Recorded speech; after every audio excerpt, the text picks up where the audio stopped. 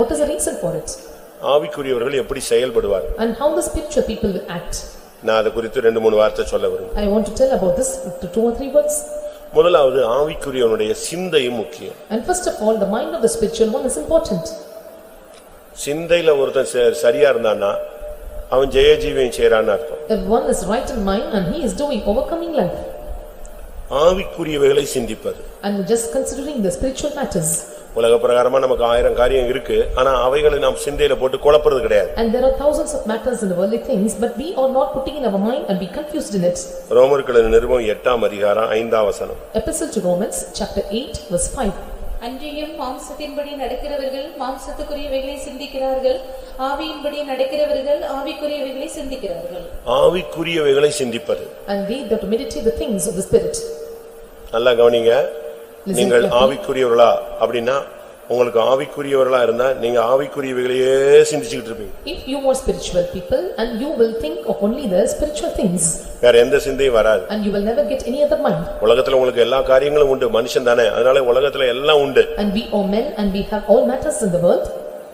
ஆனா உங்களுக்கு சிந்தையில இருக்கிறது எல்லாம் எதுவா இருக்கும்? ஜெபிக்கணும், உபவாசம் பண்ணணும், கூட்டத்துக்கு போகணும், தேவசமூகத்துல உட்காரணும், கொஞ்ச நேரம் கிடைச்சதுன்னா யாருக்காவது உதவி செய்யணும், இப்படி பாடுகளின் சிந்தை, சுவிசேஷம், ஊழியம், இப்படியே மைண்ட் ஃபுல்லாவே ஆவிக்குரியவைகளே சிந்திக்கும். So what will be in your mind and you will think of meditating and sitting in the presence of God, praying and taking fasting and spreading the gospel to others, and this is what you will think only with the spiritual. அப்படி யாருக்காவது இருக்கா? இல்ல கொஞ்ச நாள் இருந்துச்சு இப்ப அப்படி இல்ல அப்படிங்கறீங்களா? எப்படி சொல்றீங்க? For few days I have this mind but now I don't have this. What you are telling now? யோசிச்சு பாருங்க. And consider. இப்பொழுது உங்களுடைய இந்த கூட்டத்துக்கு வந்திருக்கீங்களா? இப்போ உங்க சிந்தை எப்படி இருக்கு? And now you have come to this meeting and how is your mind? ஒருவேளை காத்திரு கூட்டத்துல உங்களுக்கு ஆவிக்குரிய சிந்தை கிடைக்கலாம். Perhaps during the time meeting you can receive the spiritual mind. ஒருவேளை உணர்த்தப்படலாம். And sometimes and you will be infused. இருதயம் குத்தப்படலாம். And your heart may be pierced. ஜீவியம் சீர்படுத்தப்படலாம். And sometimes your life may set right. ஆனா சில மணி நேரங்கள் மாத்திரம் அல்ல. But not only for few hours.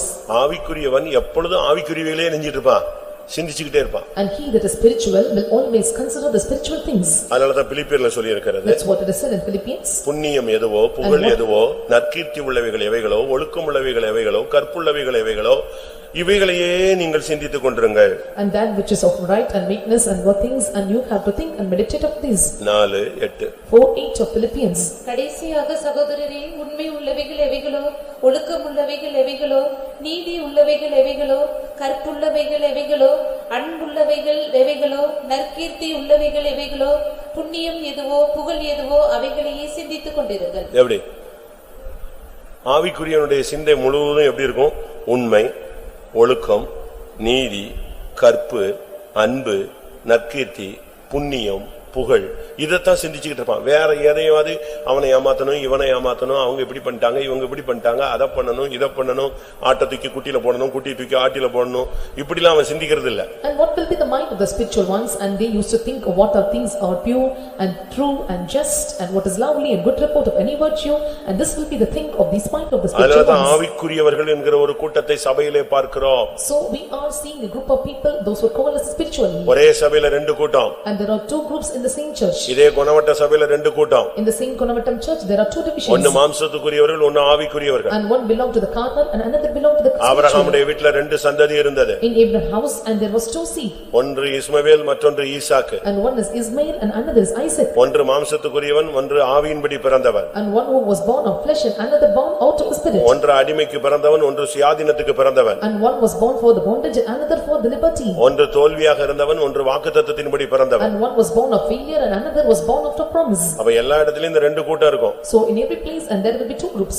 என்னடா ஒருவன் எடுத்துக்கொள்ளப்படுவான், ஒருவன் கைவிடப்படுவான். Because one will be taken, another will be left behind. அப்ப இந்த கூட்டத்துல நீங்கள் ஆவிக்குரியவர்களா மாம்சத்துக்குரியவர்களா என்பதை நீங்கள் சிந்திக்க வேண்டும். So in this meeting you have to analyze and examine whether you are spiritual or of carnal. ஆவிக்குரியவன் எடுத்தேன் கவிழ்த்தேன் என்று எதையும் செய்ய மாட்டான், ஆராய்ந்து நிதானிப்பான். And the spiritual one will not do anything hastily and he will not put the matters to turn over and he will analyze, examine and he will put down the matters. முடிவெடுக்க முடியலன்னா தேவசமூகத்துல உட்கார்ந்துருவான். He was not able to take determinations or decisions, he will sit in the presence of இன்னும் God. முடிவெடுக்க முடியலன்னா உபவாசத்துல கிடப்பான். Yet he was not able to take more decisions and he will take fasting. இன்னும் முடிவெடுக்க முடியலன்னா அந்த காரியத்துல தலையிடவே மாட்டான். Yet if he was not able to take decisions and he will never put his head in the matters. அதுதான் ஆவிக்குரியவன். And he is spiritual. அதை நீங்க சரியான விதத்துல புரிந்து கொள்ள வேண்டும். And you have to understand in a better way.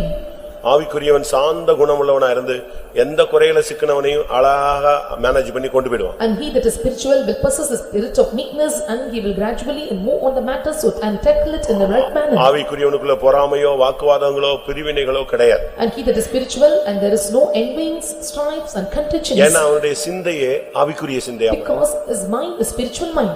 ஆவியின் சிந்தை என்ன? And what are the spiritual mind? ஜீவனும் சமாதானமுமா. It is life and peace.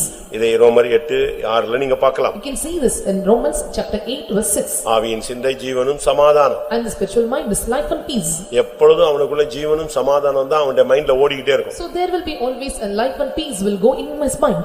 இந்த இப்படி நாம் இருக்கும் பொழுது, so when we be like this, இந்த ஆவிக்குரியவைகளையே சிந்திச்சிட்டு இருக்கும்போது, and when we think of this spiritual இந்த ஆவிக்குரியவனுக்கு ஆவிக்குரிய சரீரத்தை கொடுக்கிறார். And for the spiritual one and the Lord gives him a spiritual body. நல்லா கவனிங்க. Listen carefully. நமக்கு இந்த உலகத்துல ஒரு தாய் தகப்பனால ஒரு சரீரம் கிடைச்சிருக்கு. And through father and mother and we got a body in this world. கிருபையினால இப்ப இரத்தத்தினால் கழுவப்பட்ட சரீரம் கிடைச்சிருக்கு. And by grace and we have received the body which is washed. இந்த சரீரம் ஆவிக்குரிய சரீரமா மாறும். And this body must be turned into the spiritual body. அது என்ன? And what is it? ஆவிக்குரிய சிந்தை, spiritual mind, ஆவிக்குரிய கண்கள், spiritual eyes, ஆவிக்குரிய வாய், spiritual mouth, ஆவிக்குரிய இருதயம், spiritual heart, ஆவிக்குரிய கைகள், and spiritual hands, ஆவிக்குரிய கால்கள், and spiritual legs. அப்படினா எப்படி இருக்கும்? And how it would be? அப்படி ஒரு சரீரம் வந்தாதான் மறுரூபம் நடக்கும். So when we receive such a body and there takes place a transformation. மறுரூபம் ஆவிக்குரிய சரீரத்தை தான் மாத்த முடியுமே தவிர மாம்ச சரீரத்தை என்ன செய்யாது? மாத்தாது. And transfiguration will change only the spiritual body, it will not change the carnal body. அதைத்தான் சரீர மீட்புன்னு சொல்றோம். So that's what we are telling, the redemption of body. எல்லா சரீரமும் மீட்படையாது. And all the body will not be redempted. நீங்க காந்தத்துக்கு